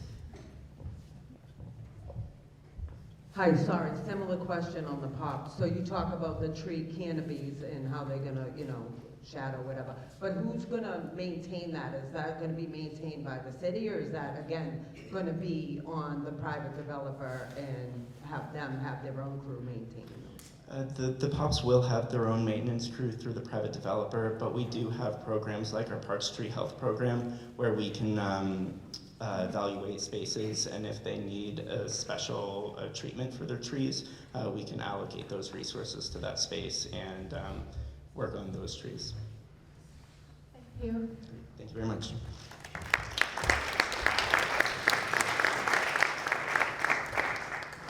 Good evening, my name is Charlie Femino. This is, I think, the 7th ward that we've gone through. I think we've spoken at now wards 1 through 7. We have, I think, 3 remaining meetings, and I've successfully not spoke after Brad Ross, Director of Mobility. He's such an eloquent speaker and knows his stuff. Years ago, back in the early 80s, we used to have these meetings in someone's living room. Some of you in Ward 2 might remember that if you've been here 30 or more years. And we used to have 5 or 6 neighbors in a living room with 1 box of pizza. So these meetings have certainly grown to the point where there's an interest in the city, and it's your expression in the interest in what Somerville is doing and where it's going is important, so it's a good sign. So I'm here to just give you a quick update, snapshot of crime citywide versus your particular ward, Ward 2. I'm not going to speak on every single point on every single slide, but citywide crime has increased about 8% over 1 year, compared to Ward 2, where it's increased 6% over 1 year. But in both instances, that crime has been driven by property crime, not crimes against persons. So it's mostly your car breaks, your house breaks, thefts from motor vehicle, thefts from parts of motor vehicles. So one of the things that I'd like to talk about is what we do as a department. We've gone over the last 2 years to what we call an incident-driven deployment plan. Although we still deploy officers in their wards, their particular wards, 1 officer for 1 ward. If there's a particular crime pattern that's identified by a crime analysis unit, a bulletin, that information is put out to the patrol officers at the beginning of their shifts, and we'll shift the car into that area if there's a pattern or a crime pattern in that particular area for whatever type of crime it might be. And so if they're not responding to a call for service in their particular ward, they'll stay in the area where that crime pattern belongs. We also have what's called hotspots up there. We call them directed patrols. That's as a result of citizen requests, business requests, city hall requests, city council requests, and those are nuisance type calls, issues that are in the neighborhood where we direct officers to go by that particular area for a given set of time, period. Over the last 3 years, we've reported during the budget cycle, we do about 10,000 directed patrols per year. Increased residents' awareness. So about 1.5 years ago, in 2021, we revamped and revised our SPD, Somerville Police Department's webpage, to include more data, crime incidents, as well as other information, just general information. And at the end of the slide, you'll see the site to go on. You can go on to see that. But in addition to that, we've been working for about the last 8 months with the Director in Racial Social Justice, who's sitting back in the left-hand corner behind the sign, Denise Molina Capers, to revamp, and we were just actually reviewing it today to increase more transparency, not only on the Somerville Police Department's website, but that will also be now imported and migrated into the city's website. So you'll have more data to look at and to learn about what's going on in the city. We prioritize suspect identification in violent crimes. What does that mean? By way of example, 2 examples. You're probably all aware, if you remember, during the spring months, we had a rapid shooting gunfire up on Temple Street, where gunshots with about 30 rounds or so were let off. And we collaborated with local, state, and federal government agencies. Literally, many hours were put into that by all investigators. We ultimately identified and arrested one individual involved in that, and the other 3 individuals who were identified are in custody for unrelated incidents, but they're pending charges for that incident also. Another example would be in West Somerville. We put out a bulletin on a suspect that was breaking into houses in the Powder House area, and we ended up identifying that individual. Although he's not in custody, we're now investigating different leads and following up on different leads with the ultimate goal of locating and arresting that individual. And lastly, we're starting to further our interaction with the youth in the city to try to steer them away from whatever activity. We know that we have a gang issue in the city as well as surrounding cities. This year we had a police academy right here in this building. We had 22 individuals, 10 to 14 years old. They arrived on a Monday morning, strangers to each other. They left on a Friday afternoon, friends as a team. During that time, they participated in classroom role-playing, including a de-escalation skills session with the mediation counselor up at the high school. She came in and actually did a session for us. They had a CPR session.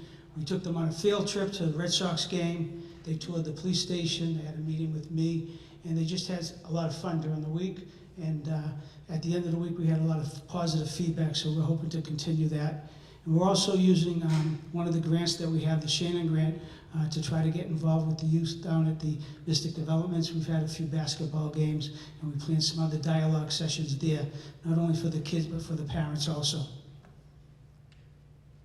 What you can do, this is your part in this, okay? Please, we say it all the time, the people are leaving their cars unlocked and valuables in plain sight. It's an invitation for a crime of opportunity. So I would ask, if you think about it, winter months are coming, and inevitably we have an uptick when people are going into Dunkin' Donuts. They're getting their coffee only to come out to find their car missing, to be found at the other end of the city for a quick transportation mode of transportation for someone. The other thing I want to just mention over here is security measures. We've seen an uptick in car damage in the steering columns. And so if you can afford it, you might want to look into getting the security wheel locks. I'm not going to read every single line there, but burglaries, again, 70% of our house breaks that we're responding to seem to be through unopened windows or doors, so please try to lock your doors. And the other thing that I'll highlight on that is lighting. Lighting is your best deterrent for crime. Now with the Ring cameras and the Ring doorbells, you can replace your overhead garage floodlights with the Ring floodlight, which not only allows for the light to deter crime, but it also allows for some video capture also. One of the topics is traffic enforcement that's been brought up in various meetings, so we just report on. A lot of times people will ask us after the meeting, how do you do your enforcement? Where do you put your officers? Well, a lot of that has to do with your input.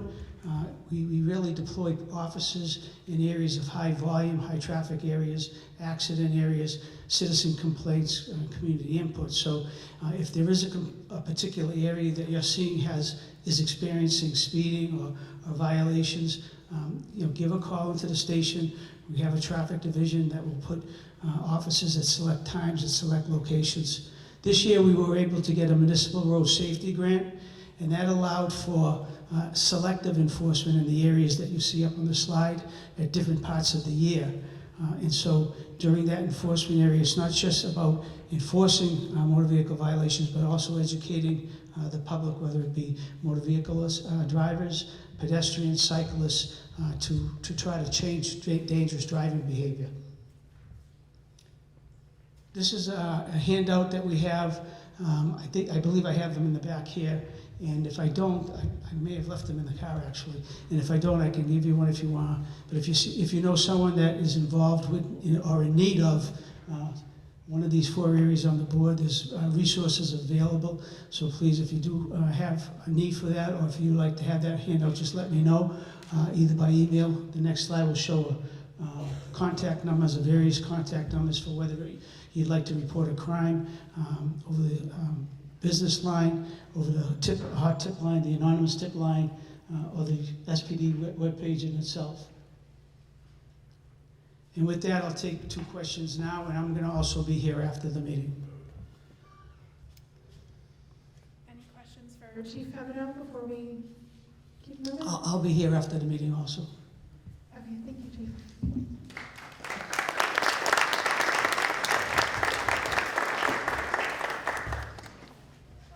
All right. Hi, everyone. My name is Blair Wong, and I am excited to share with you all updates about the Digital Bridge Initiative. On our team, we also have Luis Quispe, who is the Strategic Planning and Equity Manager, and Jennifer Mencia, who is the Senior Workforce Development Planner. So just some quick project background I wanted to give before I dived into the Digital Bridge Initiative. In 2019, the city convened the Internet Access Task Force, who then released a report with recommendations on how to expand internet access in our city. Unfortunately, as we all know, in 2020, there was the COVID-19 pandemic and the city had to refocus their efforts elsewhere. During the pandemic, as well as the world transition online, we also saw the impact of the digital divide. There were people and families who didn't have internet access at all, didn't have devices in their homes, and didn't know how to navigate the digital landscape. And so knowing what we know now, in 2022, we decided to revisit the recommendations based on today's world. And that led us to 2023 when we created the Digital Bridge Initiative to address the digital divide. So what is the digital divide? The digital divide is the gap between those who can afford the internet and those who cannot. And then it is also the gap between those who know how to use the internet and those who do not. People who experience the digital divide do not have the same opportunities in life, and it especially harms people of color, low-income households, people with disabilities, and older people. So digital equity then is our goal, and that means that all people have the technical skills to know how to use the internet, and it'll also allow people to take part in our society, democracy, and the economy. Going even further, it also means acknowledging and removing barriers that disadvantaged groups face. And so digital inclusion then is the work that it'll take for us to get to digital equity. Digital inclusion is so important because it touches upon so many different areas of our lives, such as healthcare, education, our neighborhood, community, access to food, and economic stability. And so to summarize these 3 concepts together, we would say that the digital divide is the issue, digital equity is our goal, and digital inclusion is the work that it'll take for us to get there. And so where does the Digital Bridge Initiative fit in? So we are committed to doing digital inclusion work, which will move us towards our goal of digital equity. At the end of the day, our vision for the city of Somerville is to be one of the first US cities where everyone can use the internet with ease. We want to invest in helping those who need it the most so that we can build a stronger and healthier community. If you'd like to learn more, you can visit that website or scan the QR code. And if you have any specific questions later on, feel free to email myself, Luis, or Jen. Any questions? Any questions for Blair? Okay, great. I will hand it off to Jill.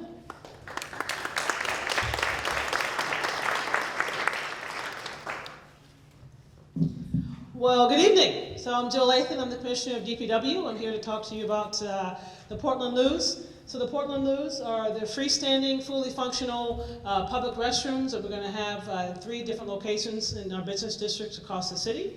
Union Square is one of those locations. These are fully accessible, they're flushable, they have hand washing stations on the outside. Next slide, please. Open 24/7. They're stainless steel, they're ventilated, and again, they fully flush. And so this is really for everyone, guys. This is for our tourists, for our residents, for our business shoppers, for our families, and for our folks that, as they travel around this incredible city. Everyone wants to be in Somerville, especially on a nice, beautiful day, and walking around enjoying this beautiful city. And a lot of times there's no opportunities for them to relieve themselves to continue to enjoy the city. So these are a great opportunity for that. So this is a need that we really saw and was asked for from families and businesses, and parents and families, city council members. So we were able to really research these Portland loos, figure out what's the best for our community. Cambridge has some as well in Harvard Square and Central Square. These are phenomenal units. They will be here. They have to be handmade, really put together by how we spec those out. They'll be here late spring, and we hope to have these up and running by late spring, early summer. So that's pretty much, these Portland loos are phenomenal. Open to questions you may have about these Portland loos. Locations. Yes, do we have a picture of the location? Was there a picture of location on? Yes, that's where for the Union Square area, that's where we're gonna be placing this one. And you said 2 others? One's in East Somerville, and one's gonna be in Davis Square. And the East Somerville one is kind of the cross street and Broadway intersection area. How does the city contract work on these? Is there a company that comes around and cleans them? Yes, we will be putting out for bid, folks to come and clean these units. They will be needed to clean several times a day. So we will have, once we get them installed, we'll start our contracting procurement process late winter, get this bid out in the spring. So by the time these get, installed, we'll have our contract out for cleaning. We own them or not? Yes, oh yes, you own them. Yes, we do. Jill, we have a question here. Yes. Hi Jill, this is Shannon again, just a comment. Hi, Shannon. Thank you so much for prioritizing this. I think it's a phenomenal solution. I think it's gonna really add to the dignity of people. Everybody's gotta go to the bathroom. And these things are really expensive, I know they are. So I'm super happy that our tax dollars are going to this, and I just applaud it, and I'm super, super pleased. That's great. Yeah, we worked really hand in hand with engineering, Brian Postwaite and his team, which has been a definite partnership and advocacy with the mayor's office and city council members and you guys. So thank you. Any final questions for Jill before we move into our general Q&A? Okay. Ruby. So we are now going to move into our general Q&A section. The mayor, and I would also like to invite presenters, city staff to just kind of slowly make your way towards the front of the room in case there's a question that you're best to answer. And if people want to start raising hands, I'll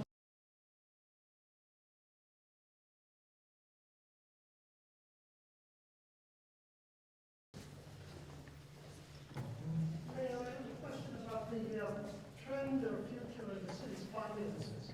I was listening in on the school board the other night, and the issue came up as to whether we're going to have to override the debt limitation next year. How are the city's finances looking forward now that interest rates are way up, et cetera? So thank you. Well, we've increased our commercial development or our commercial buildings in the city of Somerville. So we are in a healthier position than we have been in decades and decades of the city.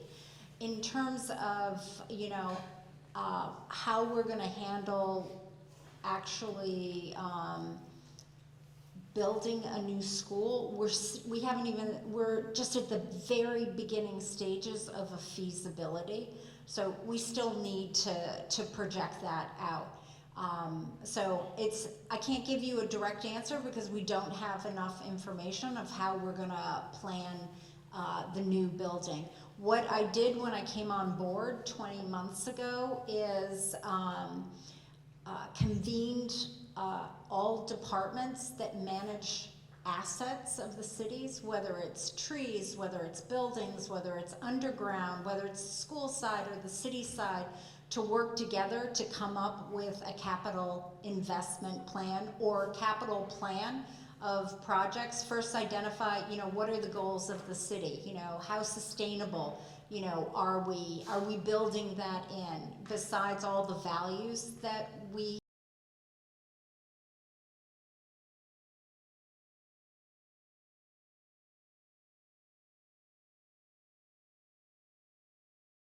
on the feasibility side, but we understand that the urgency of the Winter Hill, which cropped up a year after we started this process, needs to be prioritized.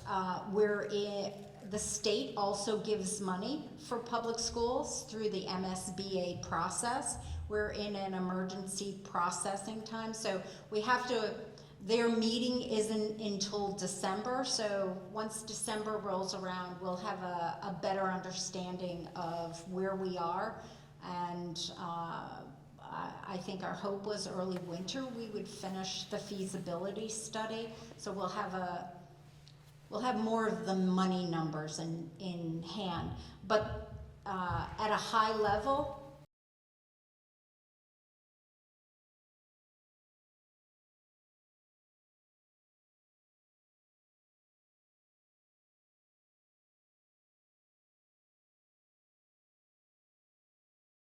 or 8 employees, how many?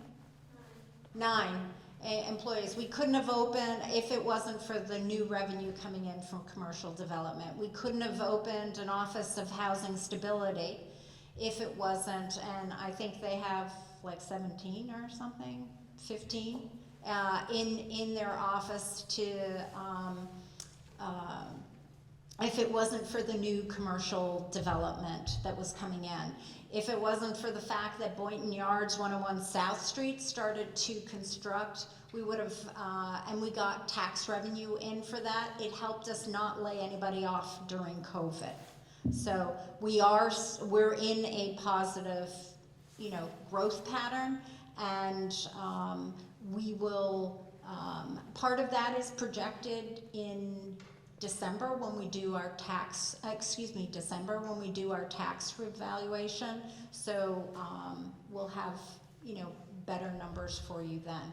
I will say that some of the projects that we thought might have started commercial this year were put on pause because of high interest rates. But do I dare project, Tom, that people are still interested in Somerville? There have been properties that have been bought for commercial development. Thank you. Mayor, we're over here on your left. Hello, Anne Marie. So this is for you, Mayor Valentine. So I had read on your website that you had a green deal between yourself and Markey. And in there you talked about sustainable transit. But also there was a quote from you. And it said, quote, "Focus on those residents of the city that are the most likely to bear the brunt of climate change impacts."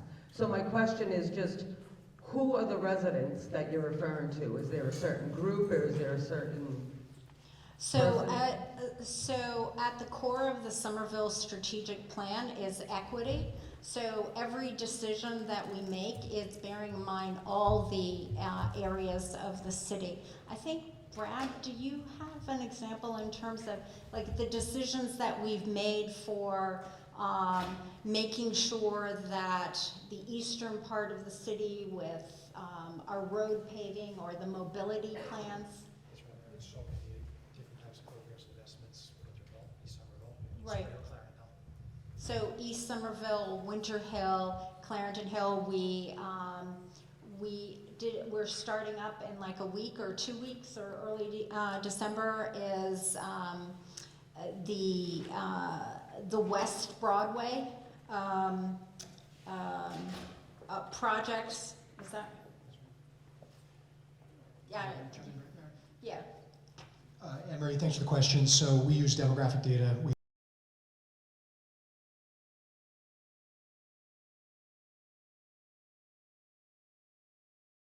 Housing, parks, transportation, stormwater infrastructure, and often concentrations of those critical communities occur in places like Winter Hill, East Somerville, Union Square, and the far western portion of the city, Clarendon Hill, Clarendon Towers, those neighborhoods. That doesn't mean that we don't make investments in all of the things that I just listed across the city, but often they are prioritized where we have people on fixed incomes, lower income populations, communities of color, youth, and seniors. So I just, for those of you who might not know, the highest concentration of subsidized housing units are in Ward 7 along Alewife Brook Parkway. From Teal Square, you've got nearly 1,000 units, and about, 10% of our housing stock is subsidized. We have 33,000 housing units, so we have about 3,300, 3,500 subsidized housing units, and nearly a third of those are on the western part of the city. So that is why our focus is on the West Broadway. That is why when we challenged the MBTA on their bus redesign was, how are the residents over in West Somerville going to get to Market Basket?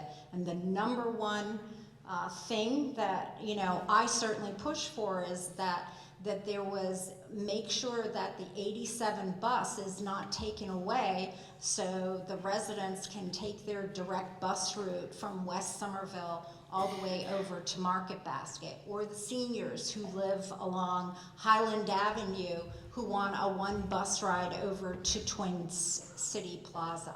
So those are some of the ways. Thank you. We're over here. Hi, thank you, city staff. My name is Jack Thomas. I am a lifelong resident.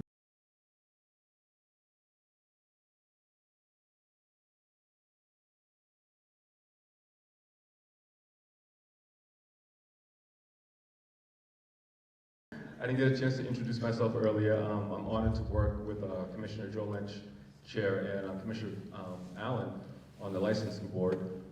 So I'm honored to do that for the city. I'm also proud to be raising my family in a city that was voted #1 for that cause.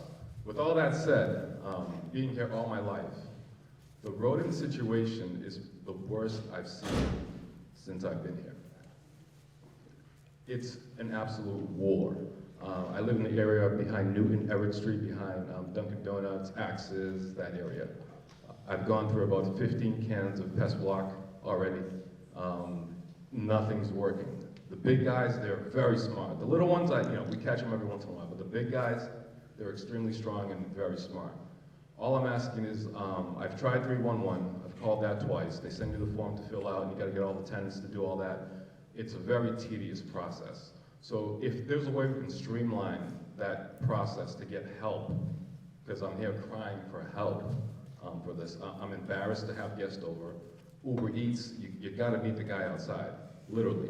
All the barrels are chewed through. They go through those like they're cardboard boxes. So it's just a matter of asking for help. I know other areas of the city, we have these pilot programs, but when is that pilot gonna transition to an actual program? And I get these pamphlets about, we have this supplementary budget and we can do certain things, and people have these wonderful ideas, and meanwhile I'm going out to, block out some more holes in the morning. That's all. I didn't want to be too verbose, but that's all I wanted to ask, if we can streamline that process. What was your name again? Jack. So thank you for your question. Oh, Jacques, sorry. Thank you for your question. We actually just had a meeting about this today amongst ISD staff about how we can improve the residential rodent assistance program, not only in terms of how that application gets filed and processed, to make sure that we do that much easier, much simpler through our portal, but also how we can expand the program to go beyond the current 3 weeks. So we're in conversations about that. We know it's an issue. That program was sort of a legacy program in the 3-week timeline, and how we are currently doing it was just kind of carried over throughout the remainder of the contract. The portal is going to get updated. We're going to streamline that application process for you and roll that out hopefully next spring, okay? It's a bit of a process to get through that, but we're working on it. Thank you. Oh, yes, also, we added an additional inspector who's going to be administering that program, and then Alicia Prevet, the new environmental health coordinator, will also be assisting with streamlining that process and administering the program as well. So we're bulking up staff, we're streamlining the process, and we want to service as many properties as possible to help everyone out. So thank you. Hi, I wanted to ask if you are considering piloting a compost program for the city, and whether that has been studied in relation to the rodent issue. Thank you. So thank you for asking the question in relation to the rodent issue, because that was one thing that, can you comment? that is one thing that I insisted, that Colin be at every meeting, at the groundworks at the ground level to develop a composting pile. Hi, so we just, as Mayor Valentine said, we just finished a zero waste plan, which you can read online, and in that we have really strong recommendations about piloting a composting program for the city. So it's in the works, but we're still at the beginning stages. So I can give you the link later to the website so you can read about that, and I'll get your contact info. And also, as people start composting, remembering to not put meats and dairy and fats in your compost to sort of proact against the rodent issue and raise it off the ground as well. Thanks. I would also like to add to that, during the consultation process of the Zero Waste Plan, I was heavily involved in the reasoning behind the composting program and diversion rates from our normal toters to something a little more secure that is also going to contribute to the Zero Waste Plan. Additionally, if you are composting, please do not compost in the ground. Please do not leave smelly things like eggs, fats, oils, greases, anything like that.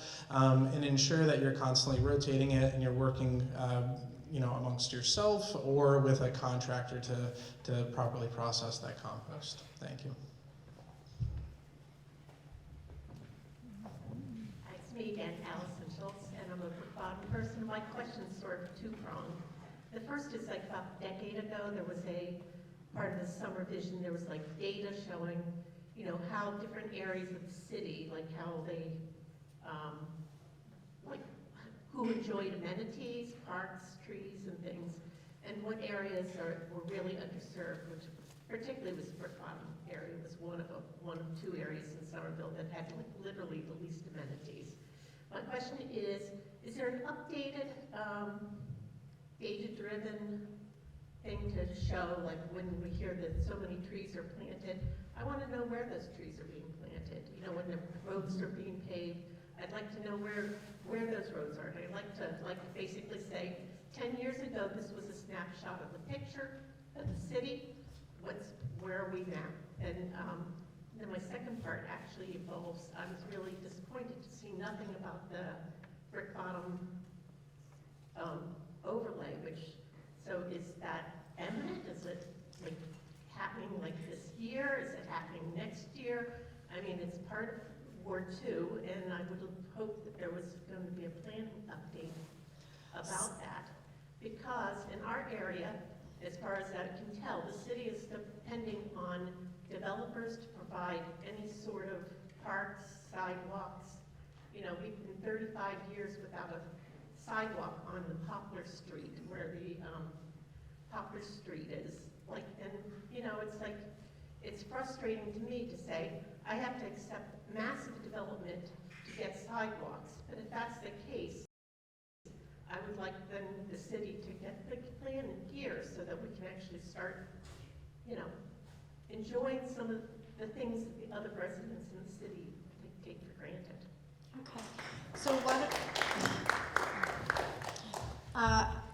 I don't know, Sarah, if you want to also add, but at a high level in terms of the plan, as I understood, or around Brick Bottom, is there's a whole planning and community meetings related to that, and the plan is coming imminent.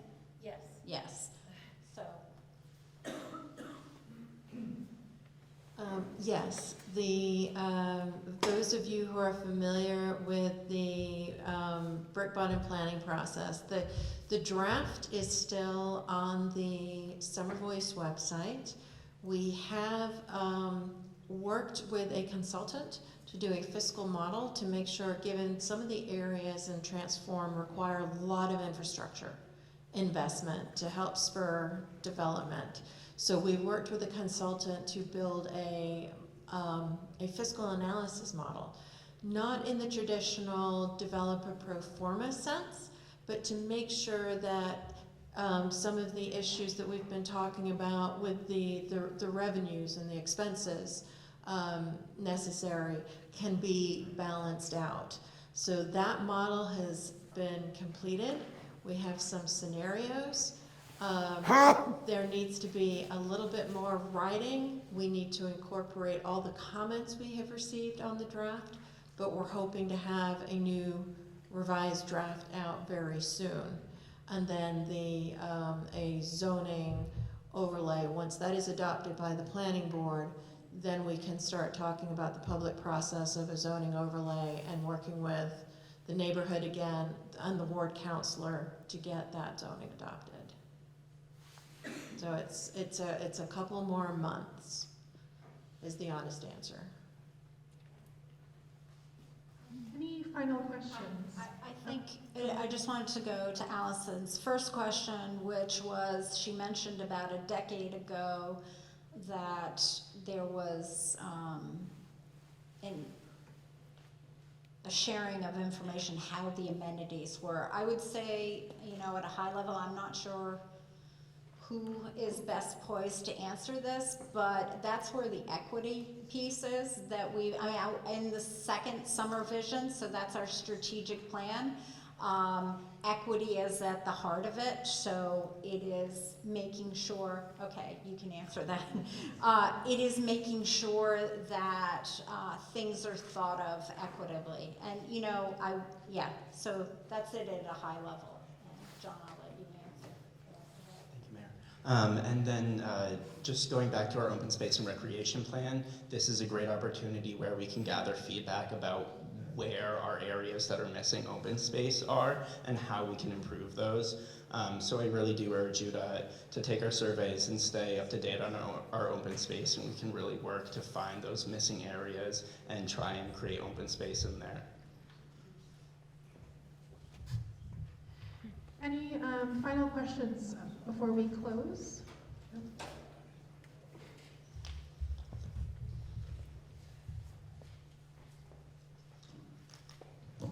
Hi, Evelyn Persoff from Newton Street.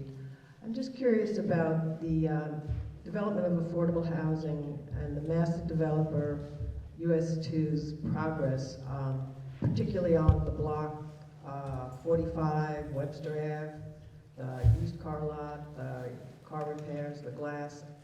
I know that there was agreement and nothing seems to be happening. So I just wondered who in the city sort of corresponds to that. Thanks for the question. It relates to specifically parcel D 4.3 as part of the Union Square master plan area. Currently, I've spoken to folks early this week that the development team is in conversations with the Union Square Neighborhood Council. They've had a number of meetings over the last couple months. The city is not directly involved with those conversations.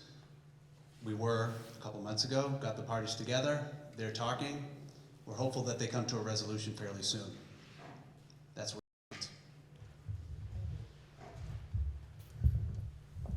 Do a final call for questions before we close? Okay. Well, Thank you all very for much. tonight. Thank you, Mayor, thank you, staff. Thank you. Again, if you have any additional questions or feedback,